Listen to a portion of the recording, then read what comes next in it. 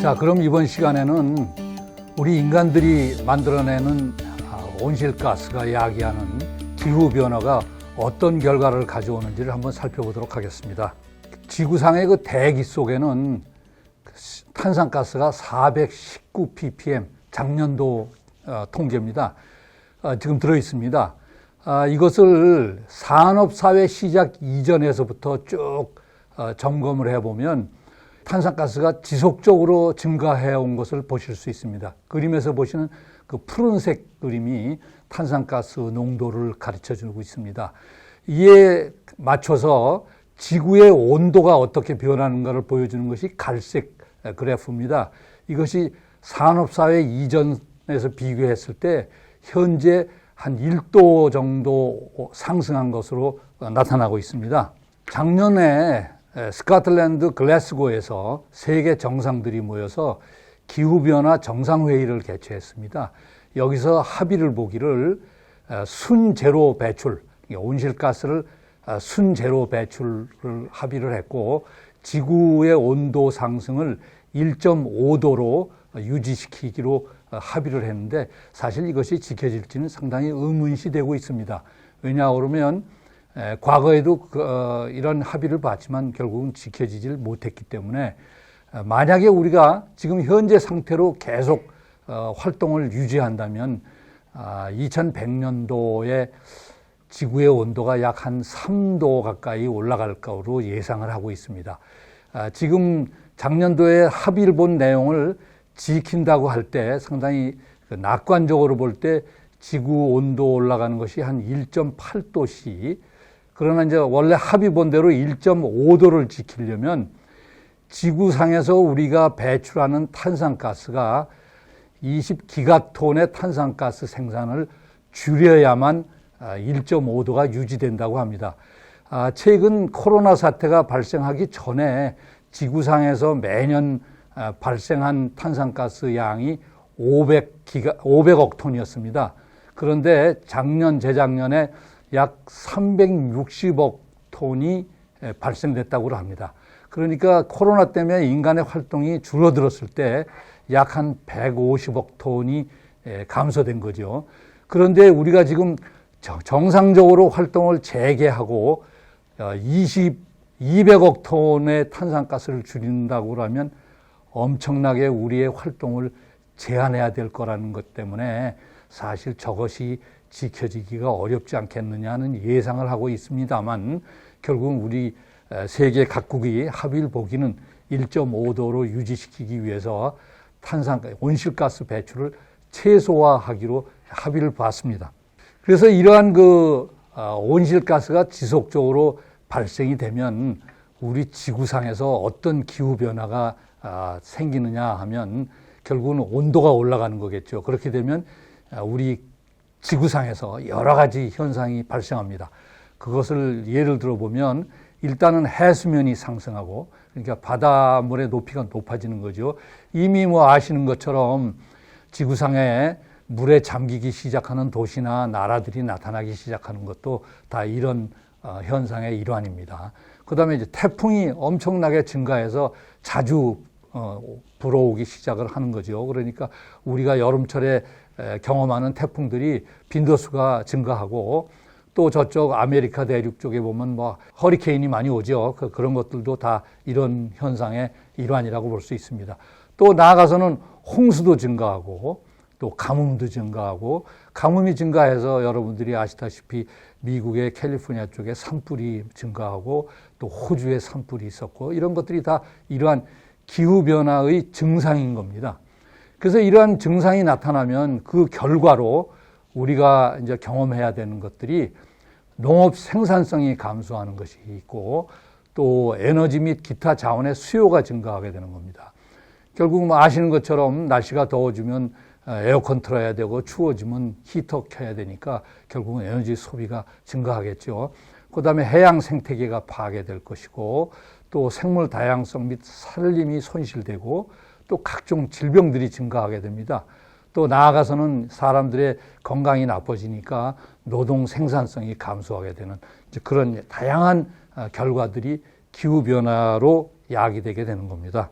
우선 그 중에서 제일 심각하게 우리가 생각해야 될 것이 식량 생산에 대한 영향입니다.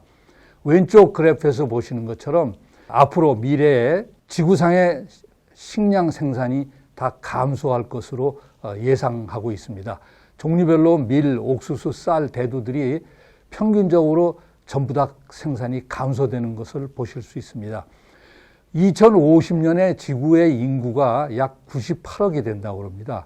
그러면 그 인구들이 필요한 식량은 현재보다 약 70% 더 생산해야 된다고 그러는데, 기후변화 때문에 오히려 지금보다 생산이 줄어들면 식량 사정이 더 나빠지겠죠. 그렇게 되면 우리나라도 55%를 수입해다 먹는 나라 입장에서는 상당한 곤란이 있을 거로 예상이 됩니다. 오른쪽 그림에서 보시면 전 세계적으로 놓고 볼 때는 나라별로 조금 사정이 다릅니다. 갈색 쪽으로 되어 있는 것들이 기후변화에 의해서 식량 생산성이 낮아지는 동네고, 푸른색, 파란색은 생산성이 오히려 증가하는 약간 그런 나라들을 보여주고 있습니다. 그래서 보시면 주로 아프리카, 그다음에 남아시아, 동남아시아, 오세아니아, 남아메리카, 중앙아메리카 이런 쪽이 많이 감소가 되는 것 같고, 그다음에 우리나라를 포함한 이 아시아 쪽, 러시아, 그다음에 북미 이런 쪽은 오히려 증가하는, 그래서 우리는 사실 현재 기준으로 보면 생산성이 감소되는 건 아니지만 우리는 55% 이상의 식량을 수입해다 먹는 나라이기 때문에 어찌됐든 기후변화에 의해서 세계의 식량 생산이 줄어들면 우리도 상당히 곤란을 겪을 거라는 것을 예상하실 수 있습니다. 두 번째로는 생물 다양성 파괴의 원인인데요. 지난번에 그 식량 생산에서 보셨다시피 식량 생산이, 농업이 생물 다양성 파괴의 주 원인으로 지목되었고, 또 여기에 기후변화도 그 일익을 담당하기 때문에 생물 다양성 파괴에서는 기후변화가 상당히 좀 조심을 해야 될 것으로 생각이 됩니다. 왜냐하면 기후변화 때문에 식량 생산이 또 영향을 받게 되니까. 그래서 이제 그러한 차원에서 기후변화가 생물 다양성 파괴의 원인이 되고 있다는 거. 그 다음에 인체 건강에 대한 악영향이 상당히 이제 심각해집니다. 지구의 기온이 올라가면 결국은 더위 관련된 질병들이 더 심해질 것이고, 그래서 그러한 쪽에서 심장이 또 약한 사람이 또 더 곤란을 겪을 것이고, 그래서 그런 쪽의 질병들이 많이 생길 거고, 또 정신질환, 이것은 왜냐하면 환경난민이 생기기 때문에 기후변화에 의해서 아까 보신 것처럼 해수면이 상승하고 그러면 또 물에 가라앉는 나라들이 생기니까 그런 나라 사람들은 또 다른 데로 이주해야 되고, 또 날씨가 워낙에 나빠지면 또 결국은 이주를 해야 되니까 강제 이주가 발생해서 환경 난민들이 생깁니다. 그러면 이러한 사람들이 받는 스트레스 때문에 이 사람들이 정신질환이 많이 생기고, 또 난민들이 이주하면 이주민을 받는 그런 지역의 또 사람들은 또 그들과의 갈등 때문에 또 정신적인 스트레스를 받아서 정신질환 환자들이 발생하게 됩니다. 세 번째로는 또 식량 생산도 줄어들고, 또 다양한 그 식물, 생물 이런 자원들의 이상이 생기기 때문에 영양실조, 그다음에 장 관련 질병들이 또 심해지게 되고, 그 다음에 또 물을 통해서 오는 수인성 질병이나 식품을 통해서 야기되는 식인성 질병들이 더욱더 증가하게 되는 이제 그런 결과를 가져오게 됩니다. 그 다음에 다섯 번째로는 기후변화가 생기게 되면 이제 호흡기 질병들이 더 심해져서 알러지나 천식들이 또 만연하게 됩니다. 여섯 번째로는 벡터백의 질병인데, 이것은 어떤 그 곤충이나 이런 것들이 매개하는 질병을 의미합니다. 특히 이제 심한 것이 모기에 의한 말라리아라든지 황열, 치쿤구니아열, 지카 이런 등등의 그 모기가 매개체로 전염하는 병들이 더 심각해지고, 또 유행성 출혈 같이 우리나라 경기도 북부에까지만 유행하던 병들이 이제는 남부로 내려오는 이런 것들이 다 기후변화 때문에 지구의 온도가 올라가서 발생하는 이제 질병들입니다. 그래서 이렇게 다양한 질병들이 점점 더 심해지기 때문에 인체 건강에 대해서 상당히 기후변화가 나쁜 영향을 주게 됩니다. 그래서 이러한 그 기후변화와 우리가 이미 공부했던 식량 소비, 생산 소비 관련돼 가지고 세계 인구가 사망하는, 조기 사망하는 원인들이 분석돼서 나온 것을 보면 공기 오염으로 연간 878만 명이 조기 사망을 하고 에너지 시기, 식품 소비 때문에 연간 1,100만 명이 조기 사망한다는 겁니다. 그래서 이러한 것들을 예방하기 위해서는 우리가 식량 생산과 식품 소비를 좀 더 지혜롭게 수행함으로써 이러한 그 에너지 분야와 식량 분야로 인해서 조기 사망하는 것을 줄일 수 있다는 것이죠. 그래서 결국은 우리가 지금까지 살펴본 식량 생산과 식품 소비의 결과로 인해서 야기되는 현상을 종합해 보면 결국은 지구 기후 변화와 우리 인간들의 건강 악화를 들 수 있습니다. 지구의 기후 변화는 결국 환경 파괴와 자연자원 파괴, 그러니까 물이라든지 토양이라든지 생물 다양성 등이 파괴되기 때문에 우리 사람들이 살기가 힘들어지는 지구가 되는 거겠죠. 거기다가 더욱이 또 식품 소비를 비윤리적으로 하다 보면 결국은 다양한 질병들이 생기기 때문에 많이 먹는 사람들은 비만, 심혈관 질환, 당뇨, 암 등으로 고통을 겪고 또 못 먹는 사람들은 발육부진이라든지 쇠약하다든지 체중이 낮다든지 해서 결국 노동 생산성이 감소하고 그래서 가난한 나라들이 더욱더 가난해지는 이러한 부작용을 가져오게 되는 거죠. 그래서 이러한 지속 가능한 식품 생산과 윤리적인 소비에 대한 이야기의 결론을 말씀을 드리면 결국은 우리가 처음에 시작할 때 제가 말씀드렸던 것처럼 상황은 전 지구적으로 우리가 한번 생각해 보고 그래서 그 속에서 현재 내가 살고 있는 우리나라 또 이 내 지역에서 어떤 식으로 내가 행동을 해야만 이 지구를 보호하고 윤리적으로 내 이웃과 가족과 또 먼 그 가난한 사람들을 위해서 좋은 결과를 가져올 수 있을까를 한번 생각해 보고 고민을 해봐야 될 것 같습니다.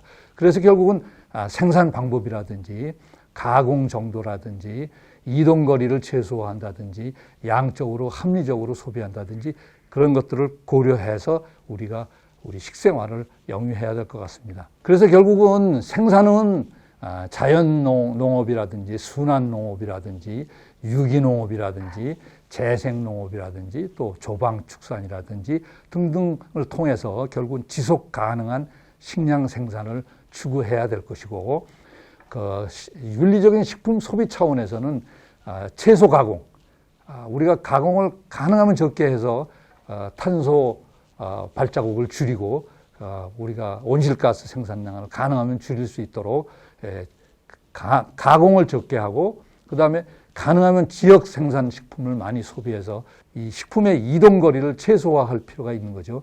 지난번에 보신 것처럼 식품 마일리지를 최소화할 수 있는 그러한 지역 생산 식품 소비 운동을 펼치든지 해서 가능하면 나라도 우리 지역에서 생산된 제철에 맞는 음식을 소비함으로써 그러한 데 동참을 해야 될 거로 생각합니다. 또 나아가서는 너무 풍족하다고 많이 먹지 말고 균형 잡힌 식단으로 또 우리 흔히 식당에 가보면 고기로 배 채우고 그 다음에 밥 먹는 이런 식의 그 식단은 좀 지양해야 되지 않을까 하는 생각을 합니다. 그래서 결국은 동물성과 식물성을 균형 잡힌 식단으로 구성을 해서 과식을 방지하고 이렇게 우리가 윤리적으로 식품 소비를 할 때 전체적으로 우리 지구를 보호하고 어려운 이웃을 돌보고 제 자신의 건강을 돌볼 수 있는 그러한 결과를 가져오지 않을까 하는 생각을 합니다. 이상으로 말씀 마치겠습니다. 감사합니다.